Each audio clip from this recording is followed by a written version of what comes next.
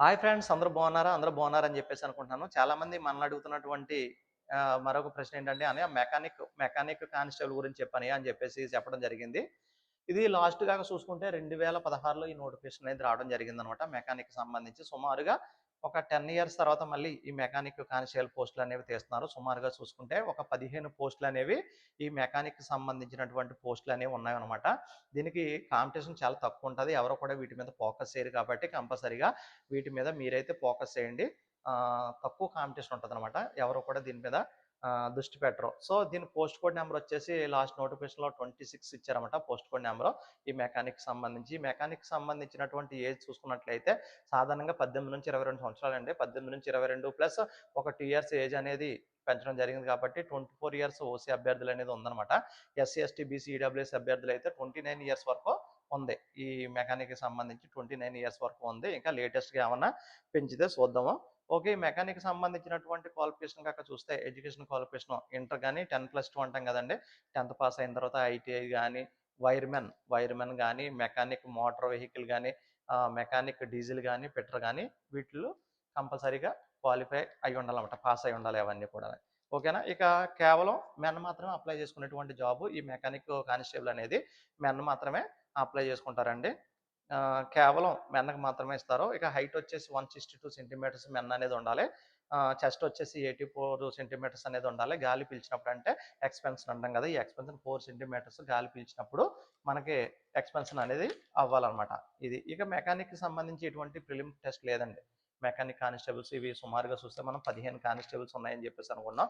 ఈ 15 పోస్టులకు కూడా ఎటువంటి ప్రిలిమినరీ ఎగ్జామ్ ఉండదు గానీ సర్టిఫికేట్ ఫస్ట్ సెలక్షన్ చేసేటప్పుడైతే సర్టిఫికేట్ వెరిఫికేషన్ అయితే ఉంటది. సర్టిఫికేట్‌లు వెరిఫికేషన్ చేస్తారు. సర్టిఫికేట్‌లు వెరిఫికేషన్ చేసిన తర్వాత 1600 మీటర్స్ రన్నింగ్ మాత్రమే ఉంటదనమాట. 1600 మీటర్స్ రన్నింగ్ మాత్రమే ఉంటది. దానికి కూడా 10 మినిట్స్ ఇస్తారన్నమాట. 10 నిమిషాల లోపు ఈ 1600 మీటర్స్ రన్నింగ్ అనేది కంప్లీట్ చేయవలసి ఉంటదనమాట. దీనికి ట్రేడ్ టెస్ట్ అనేది ఉంటదండి. ట్రేడ్ టెస్ట్ అనేది ఉంటది. దానికి సంబంధించిన ఏమేమి ఉంటాయో కూడా ఒకసారి మీరెళ్లి సిలబస్‌లోకెళ్లి చూసుకోండి.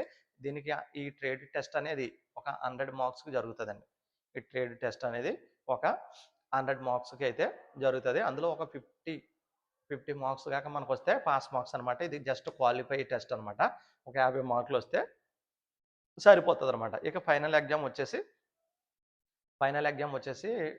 200 మార్క్స్‌కి ఉంటదనమాట. ఫైనల్ ఎగ్జామ్ వచ్చేసి 200 మార్క్స్‌కి ఉంటది. ఇది టెక్నికల్ పేపర్ మాత్రం ఉంటదనమాట ఇందులో.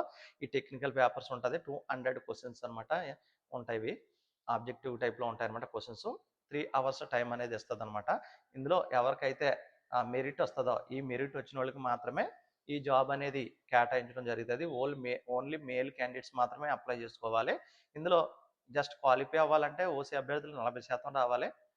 బీసీ అభ్యర్థులైతే 35% రావాలి. ఎస్సీ, ఎస్టీ అభ్యర్థులైతే 30% రావాలి గానీ, ఇందులో మెరిట్ ప్రకారమే జాబ్ అనేది కేటాయించడం జరుగుతదనమాట. మెరిట్ ప్రకారం కేటాయించడం జరుగుతది. తక్కువ కాంపిటీషన్ అనేది ఉంటది. వీళ్ళు చేసేటువంటి డ్యూటీలేంటంటే, ఈ మెకానిక్‌కి సంబంధించినటువంటి వెహికల్స్ ఏదైతే ఉంటాయో, ఆటిలి పార్ట్స్ బిగించడం, వాటికి సంబంధించినటువంటి మెకానిక్‌కి సంబంధించినటువంటి డ్యూటీస్ అయితే ఉంటాయి. సాలరీ చూసుకున్నట్లయితే సాధారణంగా సాధారణంగా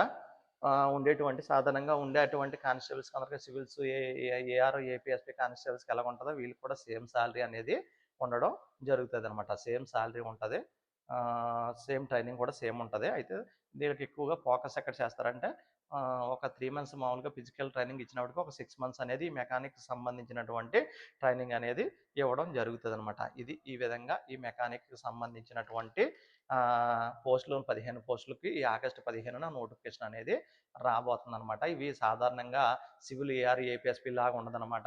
వాటికైతే ప్రిలిమ్స్ ఎగ్జామ్ ఉంటది. దీనికి ప్రిలిమ్స్ ఎగ్జామ్ ఉండదు. దీనికైతే ట్రేడ్ ఎగ్జామ్ అనేది ఉంటదనమాట. 100 మార్కులకి 50 మార్కులు రావాలి. తర్వాత ఫైనల్ ఎగ్జామ్ ఉంటది. ఫైనల్ ఎగ్జామ్ 200 మార్క్స్‌కి ఎవరికైతే మెరిట్ వచ్చిందో మెరిట్ వచ్చినోళ్ళకి మాత్రమే ఈ జాబ్ అనేది ఇస్తారన్నమాట. దీనికి సంబంధించి క్వాలిఫికేషన్స్ కూడా చెప్పుకున్నాం మనం.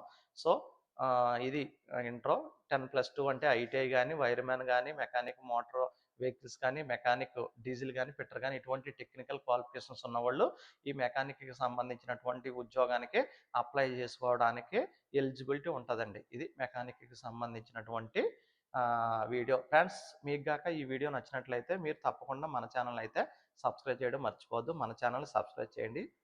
లైక్ చేయండి, అనేక మందికి షేర్ చేయండి. ఓకేనా? Thank you friends.